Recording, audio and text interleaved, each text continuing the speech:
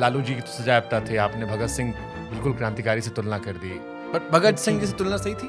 ठीक। ऐसा नहीं कि हम भगत सिंह को अपमानित कर रहे हैं, हम लालू जी को भी सम्मान दे रहे हैं।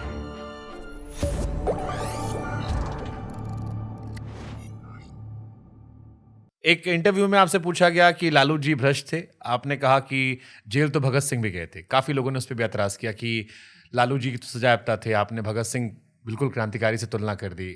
नहीं, मैं ये कहा कि किसी को जो है सजा याफ्ता हुआ है, जेल गया है, इसी आधार पे जो है आप किसी को अपराधी कहने लगेंगे। बट भगत सिंह जी से तुलना सही थी? अब तुलना किससे करते बताइए? किसी अच्छा से ही तुलना कीजिएगा ना। तो बहुत अच्छा एक बात बताइए, आपको कहें कि आप स्मार्ट लगते हैं तो क्या बोलेंगे? आप जो है क्या नाम था उसका, एंजेलिना जोली का जो हस्बैंड था, ब्रैड पिट लगते हैं तो क्या कहेंगे कि आप असरानी लगते हैं? अरे आपसे बेहतर जो होगा उसी से तुलना अब ये करेंगे। देखो, अब हमको केला और सेब सिखा रहे थे आप, अभी केला सेब वाली तुलना कर नहीं रहे नहीं, हो। आप लगते हैं ब्रैड पिट। अरे मैं तो लगता हूँ, हाँ। मैं सोचता उससे भी सुंदर लगता हूँ। और बताइए। हाँ। मुझे नाम नाम उसका भी नाम मुझे याद नहीं था। आप नाम याद दिलाए, अगली बार मैं आपको वही बोलूंगा। बट वो एक अरे नम्मा तो बताइए महाराज। अरे हमको हम सलमान खान लगते हैं, रणवीर कपूर लगते हैं। ए सलमान खान मत बोलिए। काहे? आप सिंगल भी हैं, ब्याह भी नहीं हो रहा है, और आप सलमान खान भी हैं, कोई और बोलिए। रणवीर कपूर कर लेते हैं। रणवीर कपूर। लॉक कर लेते हैं। रणवीर कपूर। हाँ, रणवीर कपूर करते हैं। अच्छी गर्लफ्रेंड भी, बाद में बीवी अच्छी। ठीक है, बढ़िया। लालू जी पे कन्विक्शन हो गया था, कोई कांग्रेस की सरकार में ही हुआ था और ये पूरा मामला गया। भगत सिंह जी जो है देश के लिए शहीद हुए थे, तो मेरी नजर में वो भी सेब और आम केले वाली तुलना है। देखिए हम ना क्या है ना कि जब कहते हैं तो अच्छा ही कहते हैं, ये संस्कार है हमारा। तो जब लालू जी के लिए कह रहे हैं तो अच्छा ही बोले, खराब क्यों बोलेंगे? समझे बात को? मेरा मनोभाव समझिए। ऐसा नहीं कि हम भगत सिंह को अपमानित कर रहे हैं, हम लालू जी को भी सम्मान दे रहे हैं। तो जब सम्मान देना है, जैसे हम बोले ना कि अब अगली बार हम आपको रणवीर कपूर ही बोलेंगे, सम्मान देना है आपको, ये बात है, और कोई वो नहीं है। मतलब बिल्कुल हम अपमानित नहीं। देश का सबसे ईमानदार नेता कौन? सबसे ईमानदार तो बड़ा मुश्किल सवाल है। मतलब नेता भी हो और ईमानदार भी हो, बहुत मुश्किल सवाल है। अपने पार्टी के नाम नहीं लिए। नहीं, क्यों लेंगे? हाँ सही बात है, नेता तो नेता। ईमानदारी का फैसला जीते जी तो हो नहीं सकता है, मरने के बाद होगा। मरने वाले नेताओं में पूछिए तो मैं लेता हूँ ना। शास्त्री जी? नहीं, शास्त्री जी, नेहरू जी, गांधी जी, सरदार पटेल, सुभाष चंद्र बोस, भगत सिंह, कोई नाम की कमी है? फूले, अंबेडकर, बिरसा मुंडा, अनंत लिस्ट। हाँ देखिए, सहमत। मैं कहता हूँ जीते जी जिंदगी किसी को ईमानदार का सर्टिफिकेट दे देंगे। आप मुझे अभी ईमानदार का सर्टिफिकेट दे दीजिए, मैं बाहर जा करके बेईमानी कर लूँ। मरने दीजिए, जीवन खत्म होने दीजिए, तब हमारा हिसाब लिखा जाएगा। सही बात है, जीते जी आदमी की तारीफ करना। हाँ। क्या पता तारीफ की अगले दिन कोई कांड कर दे। अपना भरोसा नहीं है, दूसरे का ठेका लेके कौन घूमे? ठीक बात है। मैं ओशो को सुन रहा था। अच्छा, आप सुनते हैं? हाँ, आप सुनते हैं? मैं भी सुनता हूँ। हाँ, ओशो ने एक दिन कहा कौन किताब पढ़े हैं ओशो का? ओशो का भाई का मैंने पॉडकास्ट किया 3 घंटे, बड़ा मजा आया था, अभी रिलीज करने वाला है, सुनिएगा। तो कौन किताब हम नहीं पढ़े, उनको हम उनका वीडियो खूब सुनते हैं। उनका एक किताब हम लोग के कॉलेज के जमाने में बहुत मशहूर था। कौन सा? वो आपको पता है? वो सेक्स वाला? ऐसे मतलब। अच्छा देखिए, अभी देखिए ना, देखिए यही है साइकी, जो यही साइकी समझना है। उसमें बात है समाधि की। अच्छा, लेकिन जो है आप बोले संभोग से समाधि, लेकिन आप बोले संभोग। देखिए ना, वही चर्चा पूरा रहा है। अरे हमने उस पर बहुत लंबा पॉडकास्ट किया, आपको मजा आएगा। हम आपको लिंक, मैं यही बोल, अरे हम आपको लिंक भेजेंगे महाराज, आप देखिएगा। बोल करके पता लगाने की कोशिश करते हैं कि सीरियसली ओशो फैन है कि नहीं। नहीं, मैं ओशो फैन नहीं कहा। नहीं, मैंने उनको सुनना शुरू किया। मुझे वो बहुत तार्किक लगे और मुझे बड़ा दिलचस्प कैरेक्टर लगे कि एक आदमी आज एक बात कहता है, फिर अपनी बात को काट देता है। और मैंने उनके भाई से पूछा भी, तो उन्होंने बड़ा खूबसूरत जवाब दिया कि मनुष्य है, परिवर्तन है, इवॉल्व हो गए तो बदल दिया। तो मुझे ओशो को लेकर बहुत सारे सवाल मेरे मन में थे। मुझे बड़ा कैरेक्टर वाइज फैसिनेटिंग लगे कि एक आदमी मध्य प्रदेश से निकलकर कहाँ कहाँ पहुंचा, क्या क्या कर दिया और कैसे आज इतना प्रासंगिक है। वो मुझे बड़ा फैसिनेट। अब मैं उनको धीरे धीरे पढ़ना शुरू कर रहा हूँ। नहीं, पढ़िए, अच्छी बात है। उस पॉडकास्ट में 3 घंटे मैंने खूब सीखा उनसे, तो मैं धीरे धीरे उनका अब फैन बनने की तरफ बढ़ रहा हूँ मैं। लेकिन उनके भाई ओशो साहब ने एक लाइन कही थी कि गांधी जी की जो ईमानदारी थी और सादगी थी वो बड़ी महंगी थी। गांधी जी को दिखाने के लिए बड़ा खर्चा होता था। उस जमाने में उन्होंने बताया है कि उनके प्रोग्राम आरएसएस करवाती थी। और नहीं, वो ट्रेन वाला किस्सा कि थर्ड क्लास में चलना है, लेकिन तो 60 आदमी को काटा भी है ओशो ने खुद ही। कि ये उस जमाने की बातें हैं जब मैं जो है बोला करता था गांधी के खिलाफ, और गांधी के खिलाफ बोलता था तो बड़ा ट्रैक्शन होता था। आरएसएस जो है खर्चा दे देती थी, प्रोग्राम ऑर्गेनाइज। अच्छा, ये भी कहा है? ये हमको हाँ, ये उनके भाई साहब हमको नहीं बताए। नहीं तो ये यही देखिए ओशो के बारे में उनके भाई साहब का सबसे बढ़िया कमेंट्री अगर किसी का है वो है परसाई जी का। परसाई जी का विचार ओशो जी के बारे में ये हम लेके जाएंगे, हम आज रात को बैठेंगे। मैं भी थोड़ा पढ़ता लिखता हूँ, समय निकाल। हाँ, तब तो बलवा पका है ना। नहीं, जेल जाके थोड़ी ना पका है। अनुभव से, ज्ञान से नहीं। ओके, बीजेपी में आपका फेवरेट लीडर कौन है? कोई एक नेता जो आपको लगता बढ़िया है? ये नहीं, बहुत सारे बीजेपी कोई फिर भी एक दो जो आपको लगता हो ये इनको आप सुन लेते हो, अच्छा लगता है, इनसे कुछ सीख सकते हो? मतलब हम लोग जब स्कूल में थे तो हम लोग अटल जी को ही सुनते थे। अटल जी में क्या अच्छा लगता था? अटल जी में बहुत सारी अच्छी बातें थी। जैसे ये कोई नहीं कहता है किसी के मर जाने के बाद कि हमारा घुटना खराब हो गया था, हम बीमार हो गए थे, तो हमारा इलाज कराने के लिए हमको राजीव गांधी बाहर भेजे।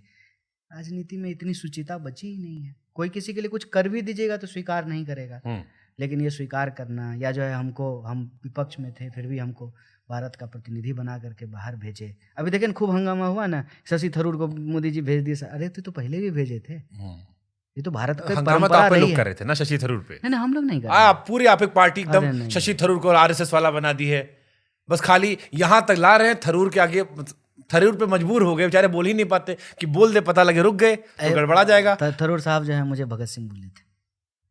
कोई भी किसी को जब सम्मान देता है ना तो थरूर साहब बढ़िया आदमी है। अच्छा, हाँ बढ़िया।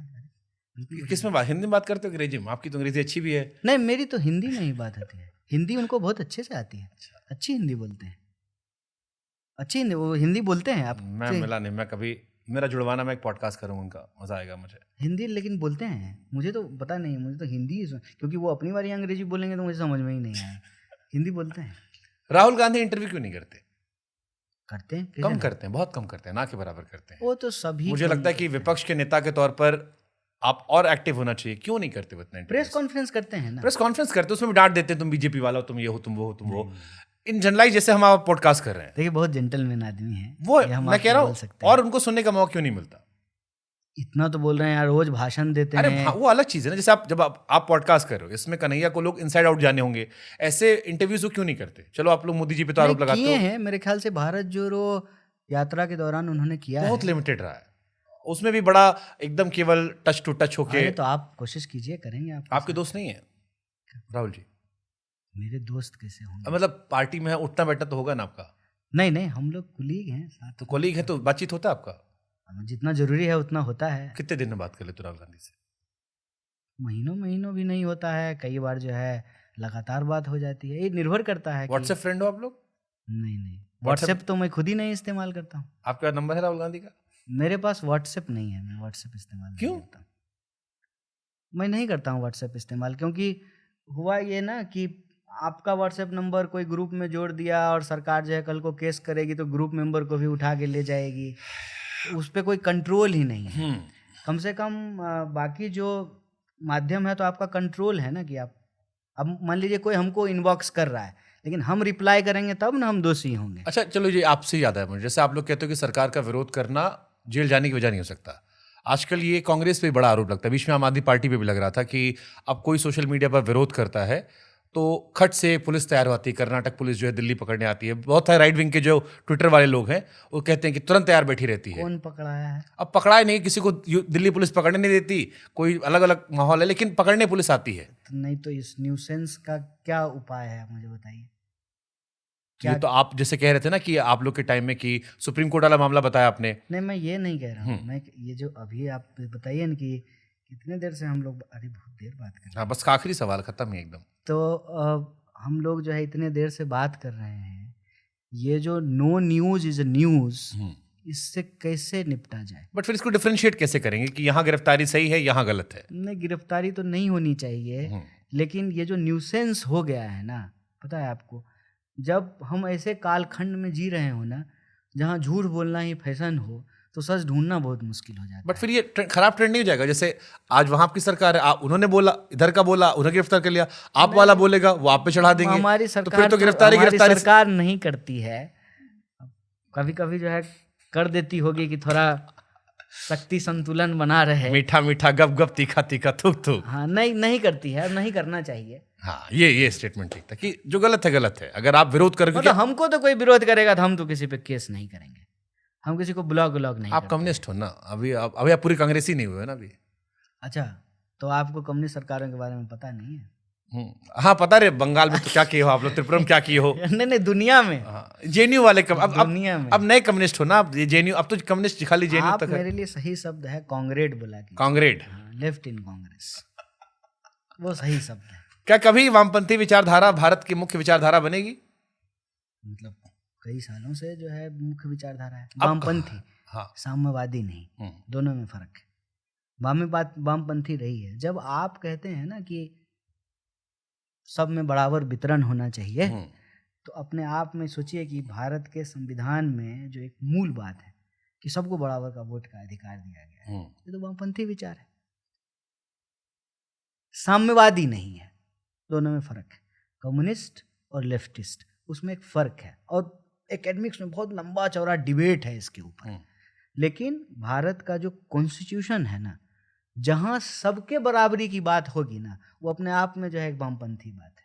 और आप जान लीजिए, मैं एक बड़ा इंटरेस्टिंग बात कहता हूँ, मोदी जी भी जब ये कहते हैं ना कि हम 5 किलो अनाज बांट रहे हैं, तो ये वामपंथी बात है। और एकेडमिक्स में ये डिबेट सेटल्ड है। इसको लेफ्ट विंग पॉपुलिज्म कहते हैं, राइट विंग पॉपुलिज्म नहीं कहते हैं। राइट विंग पॉपुलिज्म क्या होता है? राइट विंग पॉपुलिज्म ये होता है जब एक पहचान के आधार पे एक खास तरह के वोट को साधने की कोशिश की जाए, वो राइट विंग पॉपुलिज्म। लेकिन अगर आप वेलफेयरिज्म की एडवोकेसी करते हैं तो वो लेफ्ट विंग पॉपुलिज्म है। ये एकेडमिक्स में डिबेट है। तो वेलफेयर की बात करना, बराबरी की बात करना, न्याय की बात करना, यही तो वामपंथी धारा है। सबका साथ सबका विकास। भारत में वामपंथी धारा को अगर आप देखना चाहते हैं तो साम्यवाद उसमें एक धारा है, अम्बेडकरवादी एक धारा है, और समाजवादी एक धारा है। और ले दे करके आप देखेंगे जो नीति निर्धारण है उसमें बहुत सारा मेजर रोल जो है इसका है। नहीं तो जो है इक्वल वोटिंग राइट नहीं होता, नहीं तो अमीर और गरीब के अधिकार बराबर नहीं होते।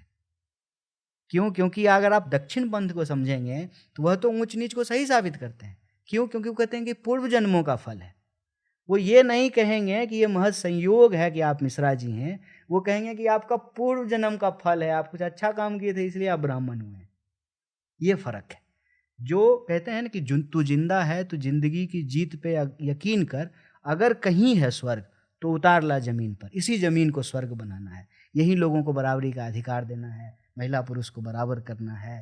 हर कोई, जो कोई कहीं किसी कुल खानदान में पैदा हो गया है, ये उसकी गलती नहीं है। इस आधार पर उसके साथ कोई शोषण नहीं होना चाहिए। ये वामपंथी विचार है।